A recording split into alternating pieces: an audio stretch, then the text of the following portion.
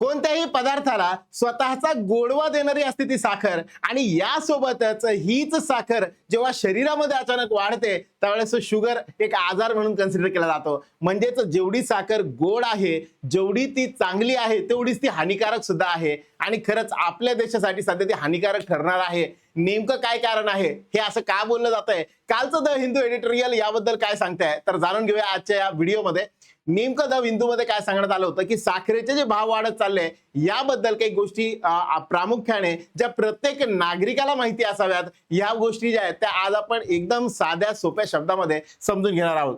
सगळ्यात पहिल्यांदा जर मी म्हटलं समजा भारत देशाबद्दल आपण असं म्हणतो की सगळ्यात मोठा ऊस उत्पादक आहे, आणि तरी सुद्धा नवीन आव्हान आपल्याला याच्यामध्ये बघायला भेटतंय की साखरेचे रेट्स जे आहेत ते अचानक वाढत चालले, अचानक सर्ज होत आहेत. मग हे साखरेचे रेट अचानक का वाढले याचं कारण नीट समजून घ्या. आता एका दशकानंतर ऐतिहासिक निर्णय, नेमकं झालं काय, ह्याच्या मागचं लॉजिक नेमकं काय काय आहे. सगळ्यात पहिलं लॉजिक बघा, मागच्या वेळेस अशीच 2015-16 मध्ये साखरेची किंमत जी आहे ती वाढली होती. यावेळेस भारताला आयात करावी लागली होती. हा एक हिस्टॉरिकल त्याला संबंध देतो.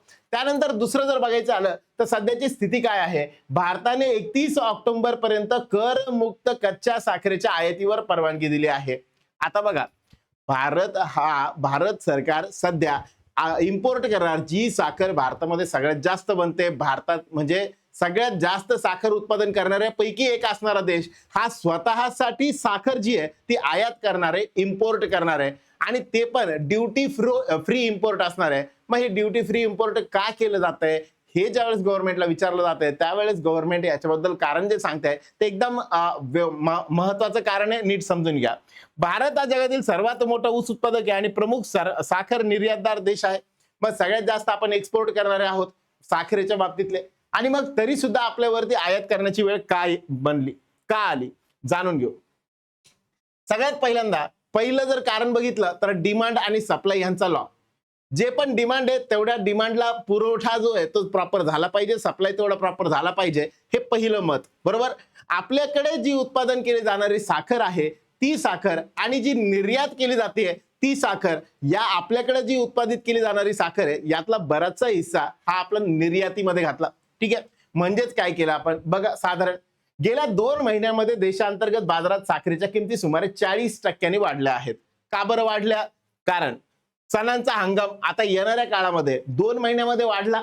आता इथून पुढे तर सगळे सण येणार आहेत, म्हणजे दिवाळी आहे, दसरा आहे, गणपती आहे, आणि ह्या काळामध्ये आपल्याला सगळ्यात जास्त साखर जी आहे ती लागते. मग येणारा काळ जो आहे तो सणांचा हंगाम आहे. या वेळेत जर साखरेचे दर जे आहेत जर आपण आताच याला आयात केलं नाही तर हे दर अजून जास्त वाढतील, आणि हे होऊ नये म्हणून आता साखर जी आहे ती काय केली जाते, आयात केली जाते. हे महत्वाचं कारण.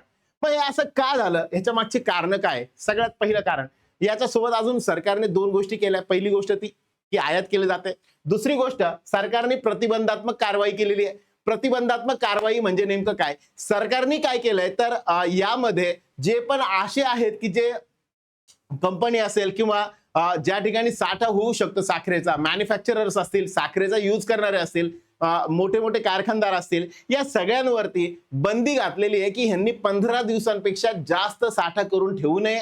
जी प्राइस आहे सध्याची त्या प्राइसला कंट्रोल करण्यासाठी, आयात स्टार्ट होईपर्यंत जे आहे तर कंट्रोल करण्यासाठी सध्या तुम्ही जास्तीचा साठा करू शकत नाही. कारण जर जास्तीचा साठा जर करून ठेवला तर त्या केसमध्ये काय होऊ शकतं, ह्याच्यावरती बंधन येऊ शकतात. सरकारला ही किंमत आर्टिफिशियल मोनोपोली याला म्हटलं जातं, म्हणजे कृत्रिम पद्धतीने साठवणूक करणार आणि या माध्यमातून विक्री जी आहे ती जास्त किमतीने होणार.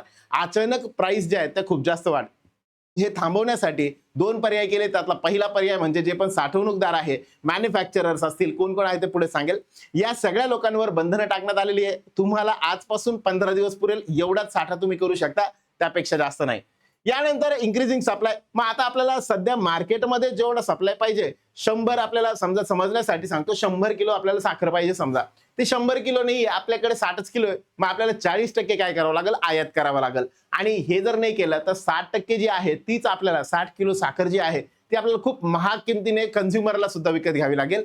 जो आपला शेवटचा ग्राहक आहे त्याला पण खूप महागात विकत घ्यावं लागेल.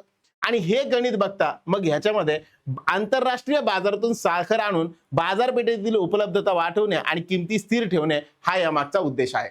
ठीक आहे. जर मी म्हटलं समजा या व्यतिरिक्त आता कोणता पण जो स्टॉक होल्डिंग लिमिट्स ती जी लिमिट आहे ती ठरवण्यात आलेली आहे. 15 दिवसांपेक्षा जास्त साखरेचा साठा जो आहे तो कुणीही ठेवू शकणार नाही. मग याच्यामध्ये यामध्ये कोण कोण ठरवण्यात आलेले आहेत. सगळ्यात पहिल्यांदा कन्फेक्शनरी आहे. कन्फेक्शनरी म्हणजे चॉकलेट किंवा गोड पदार्थ बनवणाऱ्या कंपन्या असतील या कन्फेक्शनरीला बंधन आहे. शीतपेय उत्पादक असतील, सॉफ्ट ड्रिंक मॅन्युफॅक्चरर्स जे आहेत यांना सुद्धा साखरेसाठीचा जो साखरेसाठीचे जे काही बंधन आहे ते करण्यात आले 15 दिवसापेक्षा जास्त नाही. अन्न प्रक्रिया प्रोसेसिंग फूड प्रोसेसिंग युनिट्स असतील, अन्न प्रक्रिया उद्योग असतील, मिठाई विक्रेते असतील किंवा संस्थात्मक खरेदीकार असतील म्हणजे जे इन्स्टिट्यूशनल बायर्स आहेत त्यांना सुद्धा बंधन केलेलं आहे की कंपल्सरी तुम्हाला 15 दिवसापेक्षा जास्त साखर जी आहे ती स्टॉक म्हणून ठेवता येणार. बरं मग सर याचा फायदा नेमका आपल्याला काय होईल, कसा फायदा होईल बघा. आता साखरेचे अर्थशास्त्र हे समजण्यासाठी फक्त सरकारचं धोरण सोबत साखरेचं धोरण या दोन धोरणांना एकत्रित समजून घ्यावं लागेल. एकदम सोप्या शब्दामध्ये समजून घेऊ. आता साधं एक्झाम्पल, साखरेचे अर्थशास्त्र काय सांगते, सरकार इतकी काळजी का घेत आहे, साखरेचे दर वाढले, साखर वापरणारे लोक किती आहेत, सर्वसामान्य माणूस सुद्धा चहा पितो, बरोबर, चहा पितो, गोड खातो, स्वीट्स खातो. मग या सगळ्यांमधून साखर जी आहे ती त्याला लागणारी आहे, जीवनावश्यक वस्तू आहे. आणि जीवनावश्यक वस्तू असेल याचे जर भाव वाढले तर सामान्य ग्राहकाच्या खिशावर ताण पडणार आहे. जिथं समजा 100 रुपयाच्या साखरेमध्ये व्हायचं आता जर महिन्याला तिचे दर जर डबल झाले तर साधारण 200 रुपयांचा खर्च जो आहे तो एका व्यक्तीवरती पडणार आहे, बरोबर. दुसरं, महागाई वाढेल. जर समजा मी म्हटलं सगळ्यात महत्वाचं, प्रत्येक कन्झ्युमरच्या खिशातून जे येणारं इन्कम आहे त्याच्यातून एक्सपेन्सेस वाढत चालले, ते डबल झाले. मग जर मी म्हटलं समजा कन्झ्युमर प्राइस इंडेक्स नावाचा जो प्रकार असतो जो ऑलरेडी आपण डिस्कस केलेला आहे, सीपीआय कन्झ्युमर प्राइस इंडेक्स म्हणजे काय असतं की प्रत्येक कन्झ्युमर जो आहे दर महिन्याला मंथली हे कॅल्क्युलेट होतात. सध्याचा महागाई भत्ता इन्फ्लेशन ज्याला म्हणतो आपण ते कंट्रोल करणं किंवा याला कळण्यासाठी एक इंडेक्स असतो, एक आकडे असतात थोडक्यात सीपीआय त्याला म्हटलं जातं. मग साखर असेल हा सीपीआय इंडिकेट करणारा, पेट्रोल असेल, साखर असेल, दररोज लागणाऱ्या ज्या डेली नीड्स असतात त्या याच्यामध्ये काउंट केल्या जातात. मग हा सीपीआय जो आहे तो ऑटोमॅटिकली काय होऊन जाईल, वाढेल. जर समजा पहिले हा सीपीआय 2 असेल तर हा 4 झाला, बरोबर ना, डबल झालं ना ऑलमोस्ट. यानंतर मग आता याला कंट्रोल करण्यासाठी व्याजदर सुद्धा वाढवावे लागतील, करन्सी पण वाढवावी लागेल, इन्कम आणि एक्सपेन्सेस यांच्यावरती बेस. जर मी म्हणलं समजा यांच्या रेशोनुसार गव्हर्नमेंटला काय करावं लागेल, धोरणात्मक बदल करावे लागतील करन्सीमध्ये. मग एमपीसी व्याजदर वाढवणे भाग पडेल. मग कर्ज पण महागणार, सगळंच महागणार, चलन महागणार, आर्थिक विकासावर ब्रेक लागेल. आणि जर ते झालं तर आपलं जीडीपी ग्रोथ जी असते जी चांगली चालली आहे ती अजून डाऊन होणार. जेवढं हे वाढलं ते आपलं अजून कमी होणार. बघा, जर समजा पहिले तुम्हाला व्याजदर सध्या होम लोन साठी समजा मी म्हटलं सध्या होम लोन साठी 7% किंवा 6.95% पार गव्हर्नमेंट सर्वंट असेल तर पार 6.5% किंवा 95% कर्ज भेटतात. आता अशा वेळेस कर्ज लोक जास्त घेतील का 10% झाल्यावरती जास्त घेतील, 6.95 असताना, राईट. आणि मग आता 6.95 किंवा 7% जर व्याज भेटतंय त्या टक्क्याने जर पैसे भेटताय तर हे कर्ज घेतील आणि मार्केटमध्ये तेवढा पैसा फ्लो करतील. पण 10% झाल्यानंतर कर्ज कोणी घेणार नाही, थोडस टाळून देईल. खूपच नीड असेल 10 पैकी 2 कस्टमर घेतील. याचा परिणाम होईल की इकॉनॉमीमध्ये जे 10 लाख रुपये येणार होते, समजा 10 लाखाचं कर्ज आपण कन्सिडर केलं तर हे किती पण नाही म्हटलं तर इकॉनॉमीत पैसे येणार ना, ते पैसे कुठेतरी गायब होतील आणि ह्या माध्यमातून काय होईल, अर्थव्यवस्थेला थोडा ब्रेक लागेल. आणि हा आपल्याला ब्रेक नको असतो कोणत्याही गव्हर्नमेंटला. ठीक आहे, सगळ्यांना एवढं कळलं. मग जर भारत एवढ्या मोठ्या प्रमाणावर साखर निर्यात करत होता तर देशांतर्गत बाजारात साखरेचा एवढा तुटवडा अचानक कसं काय कमी झाला, आपल्या भारतातच विशेष करून का कमी झाला, याच्या मागे 2 मुख्य कारणे आहेत. 2 मुख्य कारणे एकदम महत्वाचे आणि त्या थोडक्यात आपण म्हणू शकतो गव्हर्नमेंटच्या धोरणामधल्या चुका सुद्धा आपण याला म्हणू शकतो. साधारण बघा, सरकारने इथेनॉल उत्पादनासाठी उसाचा रस आणि मळी मोलॅसिस वापरण्यावरील निर्बंध हटवले. पहिले काय करण्यात आलं होतं, 2025 मधली एक न्यूज आहे याच्याशीच रिलेटेड 2025 मध्ये याबद्दल एक न्यूज सांगण्यात आली होती की ज्यामध्ये गव्हर्नमेंटनी जे जसं आता सांगितलंय की ड्युटी फ्री इम्पोर्ट करण्यात येत आहे, तसं 2025 मध्ये सेम ह्याच काळामध्ये जून जुलैच्या आसपास असेल ते एक न्यूज होती की ज्यामध्ये काय करण्यात आलं, गव्हर्नमेंटनी सरकारने इथेनॉल उत्पादनासाठी ऊसाचा जो रस आहे तो आणि मोलॅसिस म्हणजे मळी ज्याला म्हणतो आपण, याच्यासाठी निर्बंध हटवले. पहिले याला एक लिमिट होती थोडक्यात, एक फॅक्टरी असेल ती 100 एवढं उत्पादन करू शकते. अचानक ते निर्बंध हटवून टाकले. तुम्ही किती पण करू शकता, 100 करा नाही तर 1000 करा, काही प्रॉब्लेम नाही. असे निर्बंध हटवून टाकले. दुसरं, साखर कारखान्यांनी आपला ऊस साखरेऐवजी इथेनॉल बनवण्याकडे मोठ्या प्रमाणावर वळवला. माझा साखर आणि इथेनॉल यांच्यापैकी फायदा कशात जास्त आहे? इथेनॉल मध्ये जास्त आहे. मग ह्या सगळ्या लोकांनी साखर तयार करण्याच्या ऐवजी काय तयार केलं? इथेनॉल तयार केलं. ऑब्व्हियसली त्यामध्ये पैसे जास्त आहेत. मग देशातील साखरेच्या एकूण उत्पादनात अनपेक्षित आणि मोठी घट झाली. मग जिथे 100 उत्पादन व्हायला पाहिजे होती तर किती झालं? 60च झालं. बरोबर ना? मग ह्या पद्धतीने जर मी म्हटलं, साखरेचं उत्पादन इतकं होतं की ज्यामुळं आपल्या देशामध्ये जेवढा डिमांड आहे तेवढी डिमांड पुरवून उरलेली साखर आपण निर्यात करू शकत होतो. एवढा स्टोअर आपल्याकडे होता, एवढा आपल्याकडे साठा होता. आता झालं काय? इथेनॉल आलं ना, साखरेसोबत त्याच ऊसापासून काय बनायला लागलं? इथेनॉल बनायला लागलं. आणि तो ऊस जो आहे तो इथेनॉल बनवण्यासाठी वापरला गेला. म्हणून काय झालं? उरलेला जो पार्ट आहे, जेवढं इथेनॉल बनवलं तेवढ्या याची साखरेची पोकळी निर्माण झाली.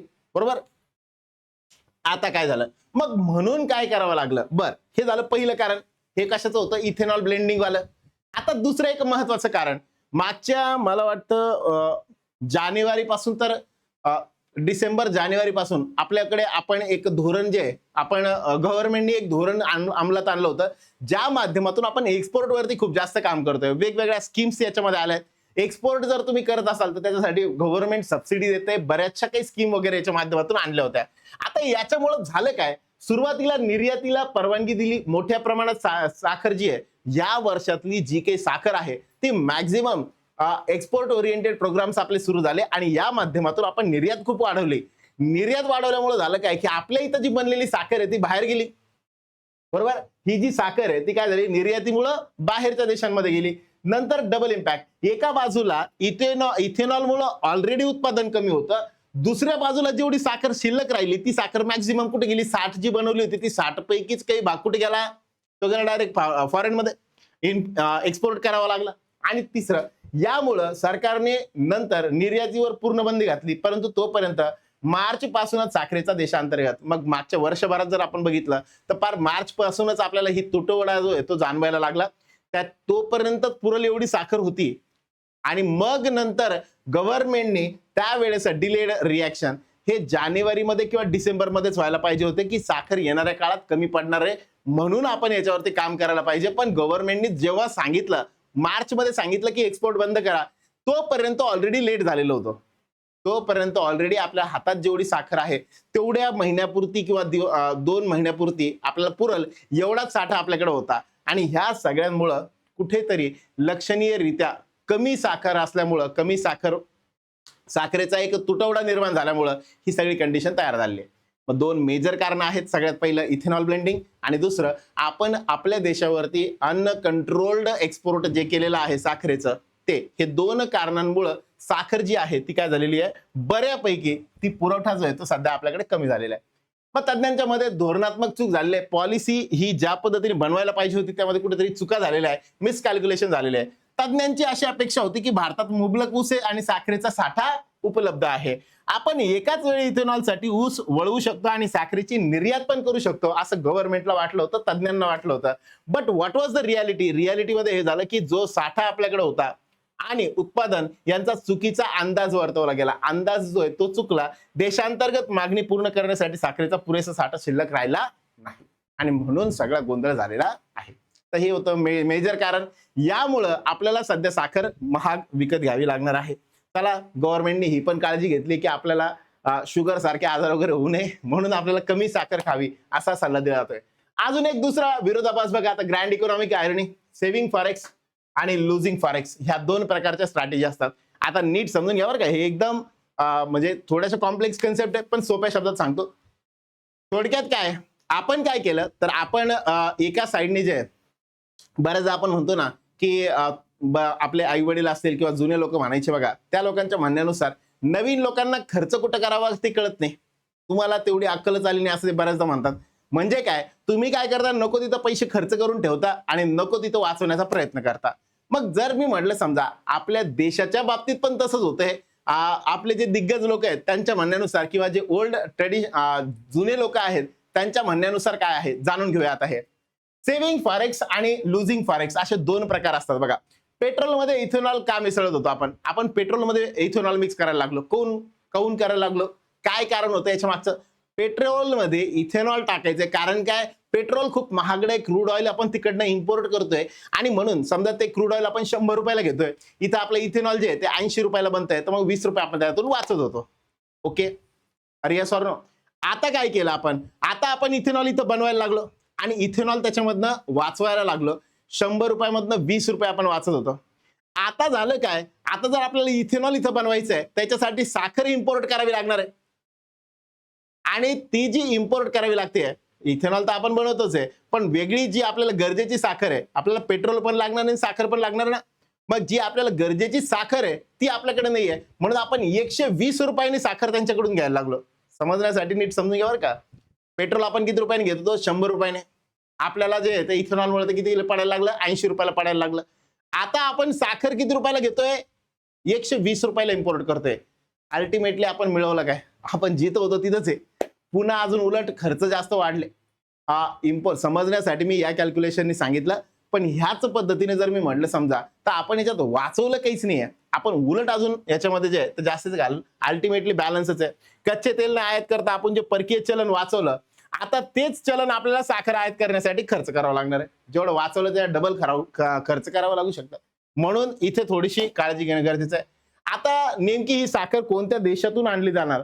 तर सध्या सोर्सेस असं म्हणतात की ब्राझीलमधनं आपण इम्पोर्ट करणार आहे. गव्हर्नमेंटने अजून काही सांगितलेलं नाहीये, पण काही न्यूज आर्टिकल्स वगैरे जे आहेत त्यामुळे किंवा ज्या चर्चा चालू आहेत सध्या, तर मॅक्झिमम चान्सेस बनतात की ब्राझीलमधनं जे आहे तर साखर आपण इम्पोर्ट करण्याच्या अग्रीमेंटच्या धोरणात्मक कारवायांमध्ये आपण आहोत. ग्लोबल कॉन्टेक्स्ट जर आपण बघितलं की ग्लोबली सध्या ऑलरेडी साखरेचे रेट्स खूप जास्तीचे आहेत आणि मग अशा काळामध्ये आपण जर कोणत्या पण देशाकडून करतोय तर थोडीशी महागड्या रेटमध्ये आपल्याला साखर जी आहे ती विकत घ्यावी लागणार आहे. आपल्यापेक्षा महाग पण ती जाऊ शकते, पण कच्ची साखर जर मी म्हटलं समजा तर मग प्रमाणामध्ये ती मिळू शकते. सो या सगळ्या गोष्टी आहेत. सोबत अल्टिमेट बॅलन्स, मग आपल्याला आता पुढच्या काळामध्ये आपल्याला प्रश्न परीक्षेच्या दृष्टिकोनातून जर मी म्हटलं समजा तर काय प्रश्न येऊ शकतात, हे एकतर युपीएससी असेल किंवा एमपीएससी राज्यसेवा जी आहे त्या हिशोबाने जर मी म्हटलं समजा, किंवा एमपीएससी मध्ये ऑब्जेक्टिव्ह मध्ये पण येऊ शकतं. तर गव्हर्नमेंटला भविष्यात येणारी आव्हाने दोन प्रकारची असतील. एक असेल फूड मध्ये, अन्न प्रक्रिया विभाग, आणि दुसरं जे असेल ते म्हणजे एनर्जी, ऊर्जा. या दोघांचा बॅलन्स इथेनॉल ब्लेंडिंगला प्रेफर करायचं का साखर उत्पादनाला प्राधान्य द्यायचं, याच्यावरती बेस प्रश्न या ठिकाणी बनू शकतात. यानंतर जर मी म्हणलं साखरेच्या या तुटवड्यामुळे भविष्यात भारताच्या इथेनॉल ब्लेंडिंग पॉलिसीमध्ये मोठे बदल केले जातील का, हा एक प्रश्न बनू शकतो. दुसरा प्रश्न, अन्न सुरक्षा विरुद्ध ऊर्जा सुरक्षा यातील समतोल राखणे हे येत्या काळात सरकारसाठी मोठे आव्हान असेल का? ठीक आहे, तर ह्या दोन गोष्टींवरती प्रश्न बनू शकतात. आणि तिसरा प्रश्न तुमच्या सगळ्यांसाठी, जगामध्ये सगळ्या जेवढ्या गव्हर्नमेंट आहेत त्यामध्ये सगळ्यात जास्त साखर उत्पादन करणारा देश, सर्वाधिक साखरेचं उत्पादन करणारा देश म्हणजे ऊसाचं उत्पादन करणारा देश नेमका कोणता आहे? शुगर केनचं उत्पादन सगळ्यात जास्त कोणत्या देशात होतं? याचं उत्तर तुम्हाला कमेंट बॉक्समध्ये कळून सांगायचं आहे, कमेंट करून सांगायचं आहे. नक्की कळवा, कमेंट करा आणि व्हिडिओ आवडला असेल तर लाईक करा. अजून या पद्धतीचे व्हिडिओ पाहिजे असतील तर कमेंटमध्ये तसं नक्की सांगा. Thank you very much. Good day to all of you.